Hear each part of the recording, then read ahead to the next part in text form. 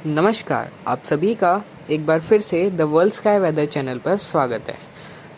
बंगाल की खाड़ी के पश्चिमी भागों के पर बना हुआ निम्न दबाव का क्षेत्र अगले 24 घंटों के दौरान और मजबूत होने की प्रबल संभावनाएं हैं, जिसकी वजह से यह एक अवसाद यानी डिप्रेशन का रूप भी अगले 24 घंटों के दौरान लेने की प्रबल संभावनाएं हैं। इस सिस्टम का प्रभाव देश भर में किस प्रकार देखने को मिलेगा, किन तारीखों को यह देश के किन राज्यों को कितना प्रभावित करेगा, इस सिस्टम का ट्रैक किस प्रकार रहेगा, क्या यह उत्तर मध्य भारत के राज्यों में भारी बारिश की गतिविधि दिलाएगा, इन सब के बारे में इस वीडियो में जानकारी देंगे। और किन तारीखों को यह सिस्टम किन राज्यों में कितनी बारिश देने वाला है, इस सब के बारे में इस वीडियो में जानकारी देंगे। तो आप सभी इस वीडियो को पूरा ज़रूर देखिएगा और अगर आपको यह जानकारी अच्छी लगे तो इस चैनल को सब्सक्राइब भी ज़रूर करिएगा। इस अगले 24 घंटों के दौरान इस सिस्टम के मूवमेंट की बात की जाए तो यह सिस्टम लगभग इसी क्षेत्र के आसपास अगले 24 घंटों में डिप्रेशन बनेगा, जिस प्रकार आप अपनी स्क्रीन पर देख सकते हैं। स्क्रीन पर डीप डिप्रेशन दिखाया गया है। हालांकि इस सिस्टम के डिप्रेशन बनने की संभावनाएं 100% है और इस सिस्टम के कम समय के लिए डीप डिप्रेशन बनने की भी संभावनाएं लगभग 60% है। आप इस सिस्टम को डिप्रेशन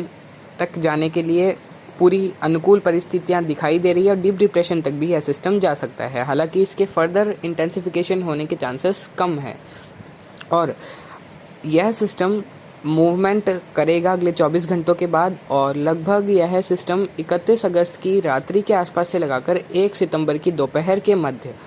आंध्र प्रदेश के विशाखापट्टनम काकुलम के आसपास के क्षेत्रों से भारत में एंटर करने की संभावनाएं हैं और उसके बाद यह सिस्टम जगदलपुर छत्तीसगढ़ के आसपास के क्षेत्रों से लगाकर तेलंगाना के उत्तरी भागों की तरफ मूव करेगा लगभग 2 सितंबर के आसपास। 3 सितंबर को यह सिस्टम उत्तरी पूर्वी महाराष्ट्र के चंद्रपुर नागपुर के आसपास के क्षेत्रों और इसके अलावा दक्षिणी मध्य प्रदेश के आसपास के क्षेत्र बालाघाट के आसपास के भागों की तरफ 3 और 4 सितंबर के मध्य पहुंचने की संभावनाएं रहेंगी एज आ लो प्रेशर एरिया या फिर वेल मार्क लो प्रेशर एरिया, जिस प्रकार आप अपनी स्क्रीन पर भी देख सकते हैं। उसके बाद यह सिस्टम और मध्य प्रदेश के अंदरूनी भागों की तरफ पहुंचेगा, जिसमें भोपाल से लगाकर इंदौर सीहोर के आसपास के क्षेत्रों पर यह system as a low pressure area पहुँच सकता है। स्क्रीन पर सर्कुलेशन आपको दक्षिणी राजस्थान के आसपास के क्षेत्रों पर दिखाई दे रहा होगा, जिसमें चित्तौड़गढ़ और डूंगरपुर के आसपास के क्षेत्रों पर राजस्थान के दक्षिणी भागों में यह सिस्टम एज अ सर्कुलेशन और निम्न दबाव क्षेत्र में पहुंच सकता है। इस सिस्टम के सर्कुलेशन में पहुंचने की संभावनाएं ज़्यादा है। हालांकि हो सकता है यह निम्न दबाव की कैटेगरी में भी राजस्थान के दक्षिणी भागों में पहुंच जाए। उसके बाद यह सिस्टम उत्तर की तरफ रिकर्व करता हुआ देखा जाएगा और जिसकी वजह से यह सिस्टम लगभग अजमेर टोंक से लगाकर राजस्थान के अजमेर टोंक, इसके अलावा सवाई माधोपुर करौली के आसपास के क्षेत्रों से रिकर्व करता हुआ हमें फ़िलहाल दिखाई दे रहा है। उसके बाद यह सिस्टम उत्तर प्रदेश के आगरा और अलीगढ़ के आसपास के क्षेत्रों तक पहुंच सकता है। पहला ट्रैक तो यह है इस सिस्टम का और इस ट्रैक पर इस सिस्टम के जाने की संभावना लगभग 75% से ज़्यादा मेरे अनुमान के अनुसार दिखाई दे रही है। एक ट्रैक में एक दूसरा ट्रैक भी है इस सिस्टम का, यानी कि मध्य प्रदेश के इंदौर और या फिर कहीं भोपाल तक के क्षेत्रों तक तो इसका ट्रैक, इस सिस्टम का ट्रैक लगभग यही रहेगा जो मैंने अपनी स्क्रीन पर दिखाया है। उसके बाद हो सकता है यह पूर्वी राजस्थान से रिकर्व ना करते हुए भोपाल और इसके अलावा गुना ग्वालियर के आसपास के क्षेत्रों से ही रिकर्व कर जाए। दूसरी संभावना ऐसी है जिसकी 25% तक संभावनाएं हमें नज़र आ रही है। हालांकि जो पहला ट्रैक मैंने आपको पिछले 2 से 3 दिनों से लगातार दिखा रहा हूं और इसी ट्रैक पर इस सिस्टम के जाने की संभावनाएं मुझे काफ़ी ज़्यादा नज़र आ रही है। हालांकि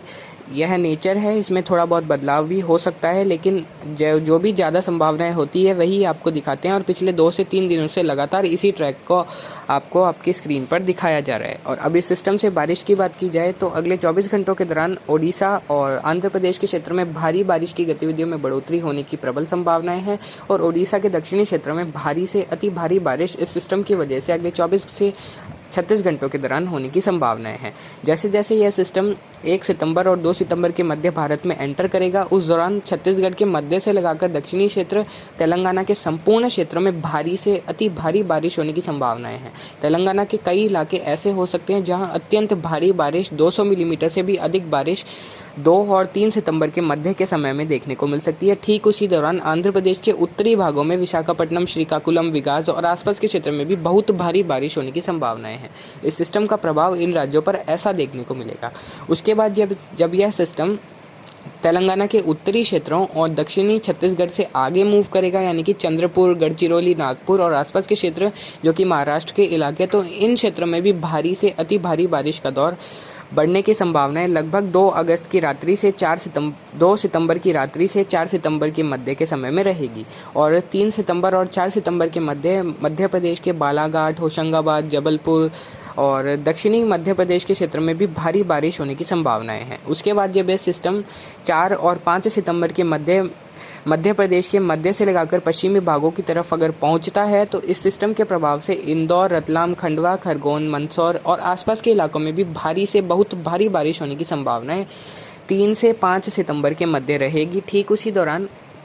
इस सिस्टम का प्रभाव गुजरात के भी पूर्वी भागों में देखने को मिल सकता है, जिसमें अहमदाबाद, दाहोद, बोताड़, सूरत, नवसारी और आसपास के जिलों में भारी बारिश होने की संभावनाएं बन सकती है लगभग 3 सितंबर से 5 सितंबर के मध्य के समय में। और जब यह सिस्टम राजस्थान के क्षेत्रों की तरफ अगर पहुंचता है लगभग 5 सितंबर और 4 सितंबर के आसपास के समय में एज अ सर्कुलेशन और अ लो प्रेशर एरिया, तो राजस्थान के उदयपुर, डूंगरपुर, बांसवाड़ा, प्रतापगढ़, चित्तौड़गढ़, भीलवाड़ा, कोटा, बूंदी, बारां, झालावाड़ के क्षेत्रों में 4 और 5 सितंबर के मध्य के समय में मूसलाधार व भारी बारिश होने की संभावना है। कुछ स्थानों पर रहेगी, ज़्यादातर स्थानों पर तेज अच्छी बारिश होने की संभावना है 4 से 6 सितंबर के मध्य बनती हुई नजर आ रही है। उसके बाद जब सिस्टम और उत्तर की तरफ जाएगा, यानी कि अजमेर, टोंक से लगाकर सवाई माधोपुर, करौली के आसपास के क्षेत्रों तक, तो अजमेर, टोंक, सवाई माधोपुर, करौली, धौलपुर, भरतपुर, दौसा, जयपुर और आसपास के इलाकों में कोटा, बूंदी से लगाकर कई इलाकों में मूसलाधार बारिश की गतिविधियां होने की संभावनाएं बन सकती है अगर इस प्रकार का सिस्टम ट्रैक फॉलो करता है तो। और इसी सिस्टम का जो यह सिस्टम है, इसके इसी ट्रैक पर जाने की संभावनाएं काफ़ी ज़्यादा है।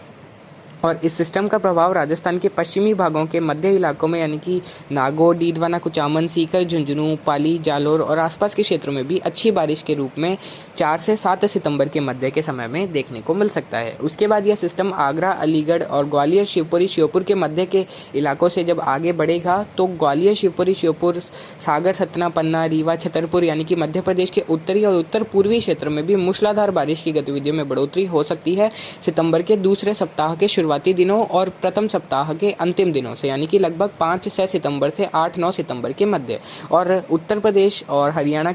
के जिसमें भिवानी से लगाकर रोहतक, पानीपत, सोनीपत, इसके अलावा महेंद्रगढ़, नारनौल, दिल्ली के क्षेत्र में भी 5-6 सितंबर के आसपास से आगे अच्छी बारिश होने की संभावनाएं इस सिस्टम के प्रभाव से रहेगी। और आगरा, अलीगढ़, इटावा, मैनपुरी, बुलंदशहर यानी कि उत्तर प्रदेश के क्षेत्र, इसके अलावा लखनऊ और मध्य उत्तर प्रदेश तक भी इस सिस्टम का प्रभाव अच्छा खासा होने की संभावनाएं इस ट्रैक के अनुसार रहेगी। अगर दूसरा ट्रैक सिस्टम फॉलो करता है जो हमने आपको पहले बताया है, तो भी उत्तर प्रदेश, मध्य प्रदेश,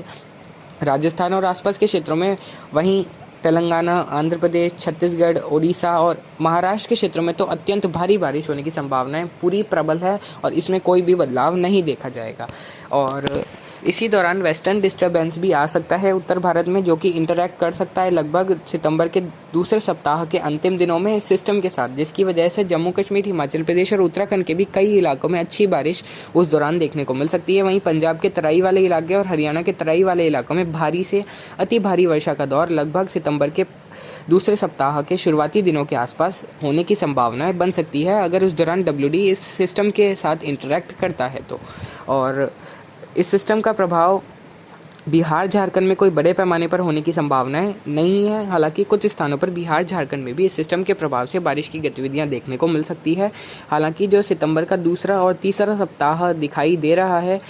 उसके अनुसार जो बिहार, झारखंड के क्षेत्र हैं वहाँ अच्छी बारिश होने की संभावनाएं है, क्योंकि जो निम्न दबाव बंगाल की खाड़ी में अगला जो बनेगा वह कुछ उत्तर की तरफ बढ़ते हुए झारखंड और आसपास के क्षेत्र तक पहुंच सकता है, जिसकी वजह से बिहार, झारखंड में भी बारिश की गतिविधि सितंबर के दूसरे और तीसरे सप्ताह में काफ़ी अच्छी देखने को मिल सकती है। तो कुछ इस प्रकार अभी फिलहाल इस सिस्टम के ऊपर विश्लेषण बन रहा है। जो फर्स्ट ट्रैक हमने आपको दिखाया है और आप जो पिछले 2 दिनों से अपनी स्क्रीन पर देख भी रहे हैं, वही ट्रैक फॉलो करने की संभावना इस सिस्टम की रहेगी। आपको इस सिस्टम के बारे में लगातार आगे जानकारी देते रहेंगे। तो फिलहाल अभी की अपडेट के लिए इतना ही। नमस्कार, जय हिंद, जय भारत।